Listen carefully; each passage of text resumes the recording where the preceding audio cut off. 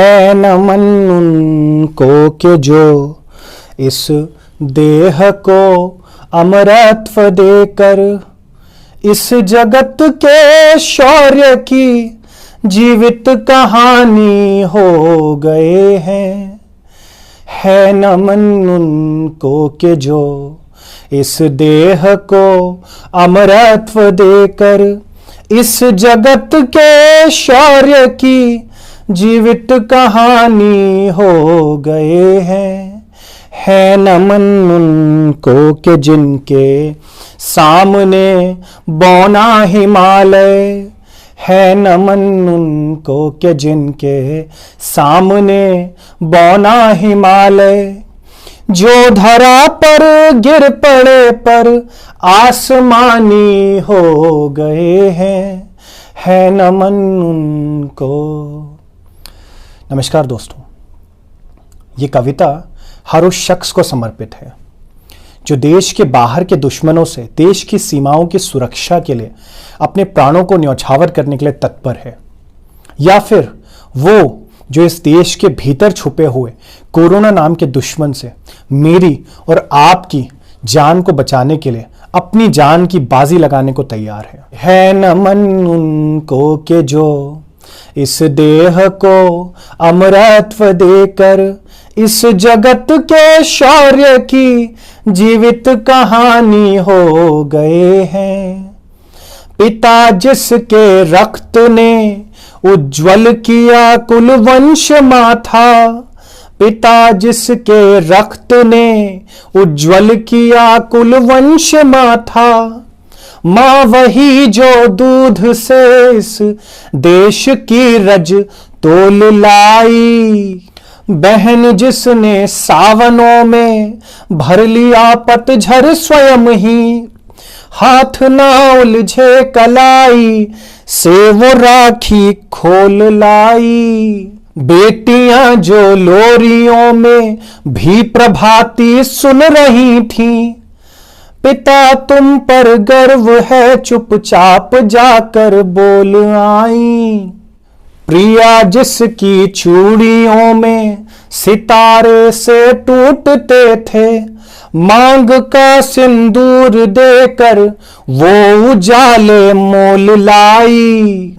ये है न मन उस देहरी को जहां तुम खेले कन्हैया, है न मन उस देहरी को जहां तुम खेले कन्हैया।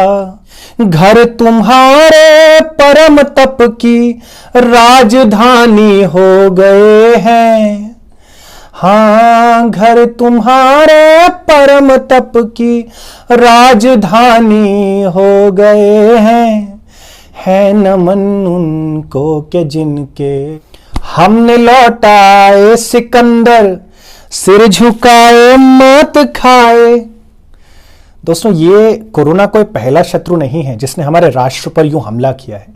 इतिहास में एक सिकंदर भी था जो अपने मन में विश्व विजय का सपना लिए रास्ते में तमाम राज्यों को पराजित करता हुआ अहंकार से चूर हमारे देश में आया था और उसे यहां मुंह की खानी पड़ी थी। दोस्तों, इस बार भी इतिहास स्वयं को दोहराएगा और इस कोरोना रूपी शत्रु को मुंह की खानी पड़ेगी। दोस्तों, चाहे वो कोई भी हो, खसाब, कंस या कोरोना, जिसने इस राष्ट्र पर हमला किया है उसका अस्तित्व खत्म हो गया है।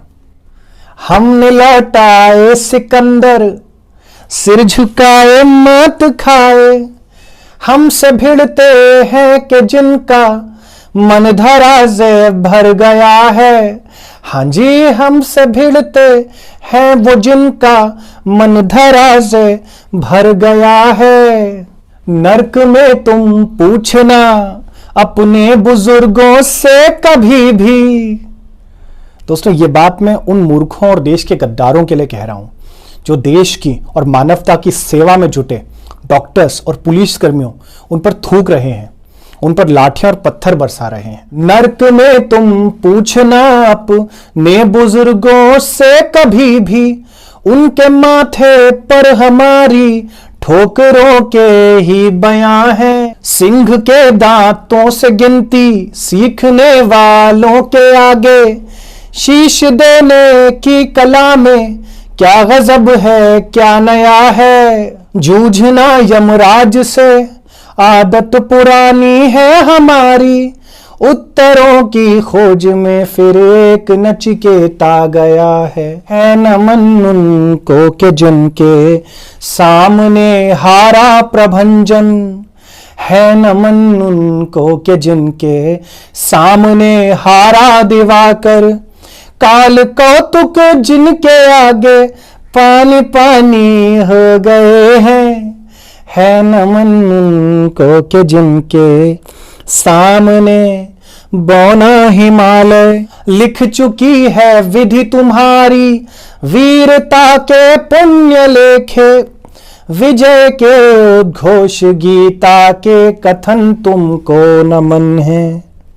राखियों की प्रतीक्षा सिंदूर दानों की व्यथाओं, राखियों की प्रतीक्षा सिंदूर दानों की व्यथाओं, देश के प्रतिबद्ध यौवन के सपन तुमको नमन है। बहन के विश्वास भाई के सखा कुल के सहारे।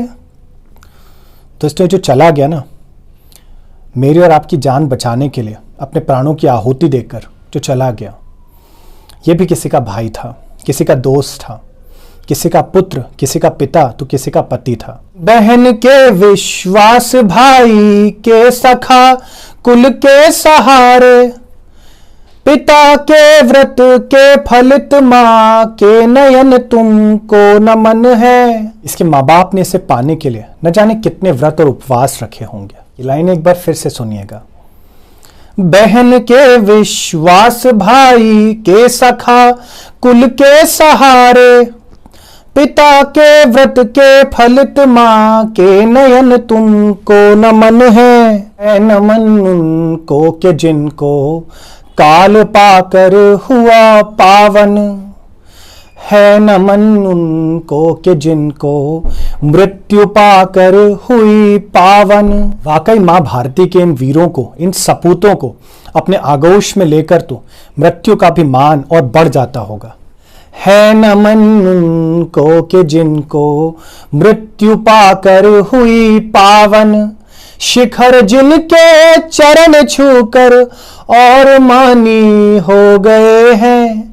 है नमन उनको के जिनके सामने बौना हिमालय, जो धरा पर गिर पड़े पर आसमानी हो गए हैं। है नमन उस देहरी को जहां तुम खेले कन्हैया, है नमन उस देहरी को जहां तुम खेले कन्हैया। मित्रों, अंत में मैं इस महान कविता के रचनाकार डॉक्टर कुमार विश्वास जी को धन्यवाद देना चाहूँगा। उनकी ख्याति, उनकी प्रसिद्ध कविता कोई दीवाना कहता है, कोई पागल समझता है के लिए बहुत अधिक है। वे निश्चित तौर पर इस दौर में माँ भारती के सबसे लाडले पुत्र हैं और मेरे विचार में ये उनकी महानतम रचना है। मेरा नाम है युवराज के नारायण। धन्यवाद दोस्तों। जय हिंद, जय माँ भारती।